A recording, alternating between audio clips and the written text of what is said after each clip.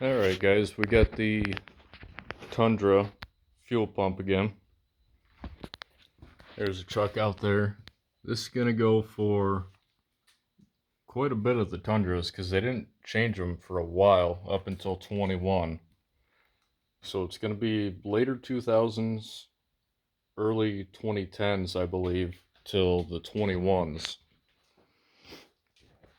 And most of the parts I was able to get, if you reference the Toyota part numbers, you could usually find the maker of the parts. Because, I mean, most of the people nowadays, they have a big factory, make all these parts, but you pay more if you get them at the dealership. But as for the fuel, or the fuel pump, there's the original number there. It's a Denso. Most of the parts are from Amazon that I got over here. I already know they work because I test fitted them and everything. Here's the part number for the fuel pump from Detroit Axle. It's going to run you about $100. Part number right there for you. I also noticed that the fuel pump control module was getting a little swollen, so eventually I will need that. I believe Denso makes those modules, but here's the part number for the Dorman one. That'll run you about $178 or something like that. 601-384. And this is only, there's a couple of different models of them.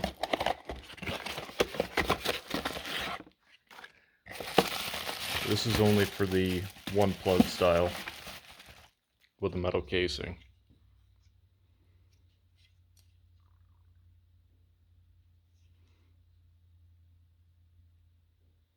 Because there is another style where at the end it has two plugs. This is only for the one plug. It's going to have kind of a lever that you have to pull to release it from the module. Fuel strap, or the tank straps, I ended up replacing. They kind of got boogered up when I was taking it off. Part number for Dorman, it's going to be right there. 578-503. One of the bolts broke off too, so I got one of these kits. This will work, even though it says fits GM.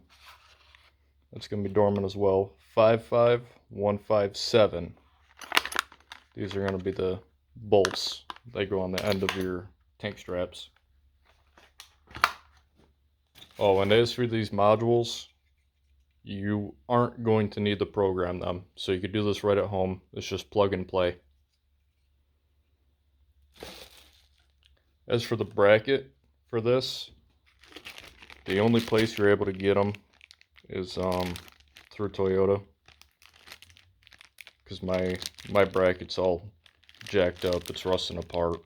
The nut was seized right on there, and this hook on the end fell apart, so it'll just kind of rattle around. Part number is going to be right there for Toyota. 895-73-34030. That's for the control module bracket. This will run you probably, what was it, 17 bucks after shipping and handling for this bracket. Doesn't come with a nut or anything, so you might want to find a nut if you need the nut. These ran about 80 bucks for the tank straps.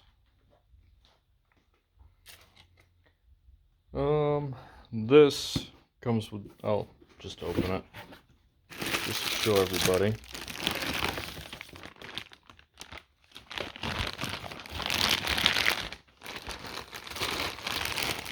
Kind of hard to do with one hand, but it comes with the float. And looking at it, you always want to make sure you got the right plug and your return line and your pump line, whatever you want to call it.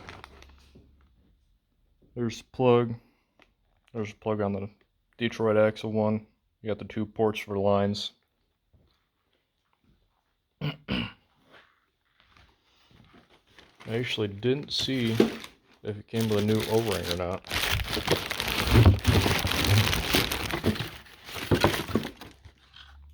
Oh, it's in the bottom of the bag.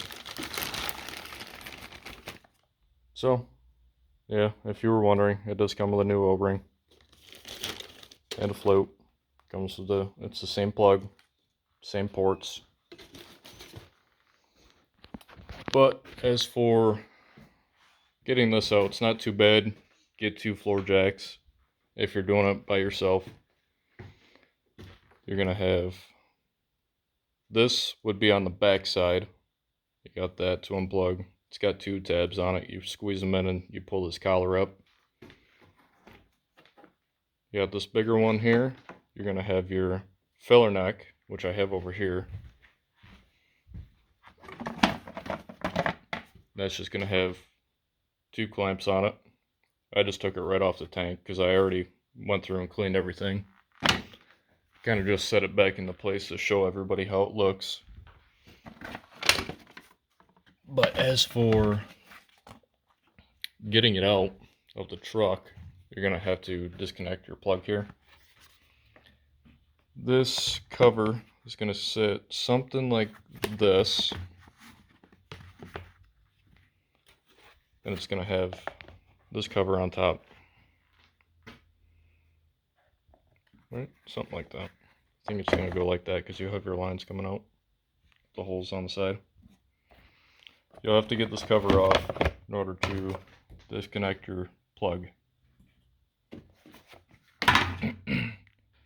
After that, after you get the whole tank out, I would highly suggest going through and checking if you have dirt in the bottom. I went through and I don't know where it went, but I filtered out all of the fuel inside of the tank. So what I ended up doing is I disconnected the, oh, there that goes. This is where, if you put power to the pump, it'll come out of this line. So I disconnected this. And let's see. I put it's like a 4-wheeler fuel filter. And I just put that right onto here.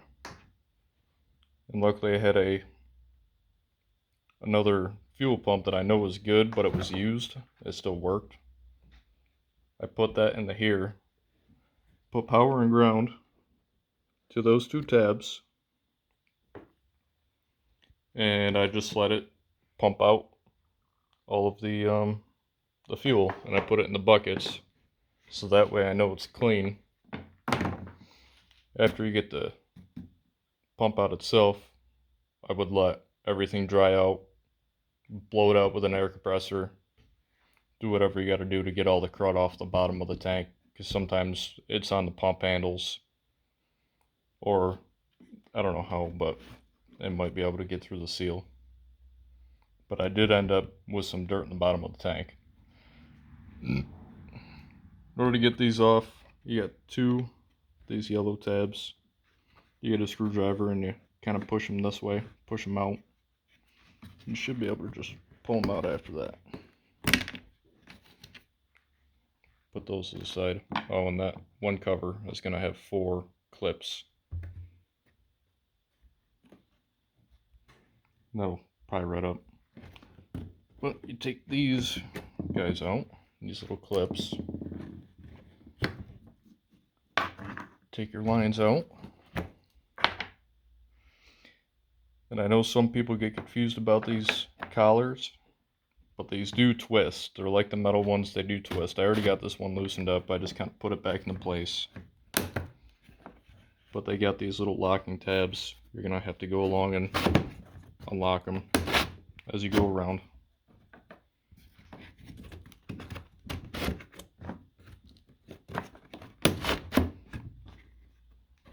It'll take you a minute, especially if you got one hand.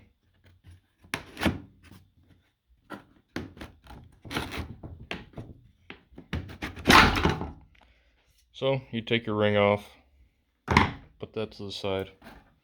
You already got your lines disconnected. You're going to have your clip disconnected if you pull it out of the truck. Like you see, I took the O-ring out. I'm probably going to end up taking the vacuum to it. But kind of see, let me grab a light.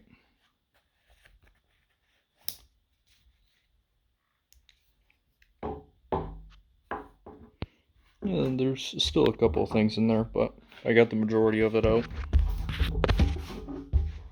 Nice and clean in there. Make sure you got your sealing surface all nice and clean. And then when you put your gasket in this groove here, make sure you put a little bit of silicone grease or brake grease or something like that on there. Make sure it's going to be able to seal properly. But as for putting the new one back in, it's literally just as simple as that. Put your float in crooked, sideways. You just kind of set it in. Push down on it with one hand. Put your lock collar back on. Make sure you click it down all the way. Then it's a matter of putting these back on. Your tabs. Put your bottom cover back on. But don't put that top one back on yet. You'll end up throwing that one back on. And then once you get back up to the truck, and you push that back up, then you're going to have to connect this, bring it up all the way, and then you can kind of set your cover in place and click that back down. And after that, you'll hook up your lines over here. You're going to have your plug, this here, this one here. That'll run in this channel back here. And then cycle your key a couple times so it gets the fuel back up. Then you should be able to start it. As for that, I'll do another video later on. I'll show you how to replace that, put the bracket in. It shouldn't be too bad. It should take you only a couple minutes if your stuff's not rusted up. But upstate New York, we have the salt. Everything's rusted up, even though it's a truck from the south. But if anybody's got any questions, let me know. As for putting power to this, it's easy if you get another car. I have my car over there. Get your jumper cables,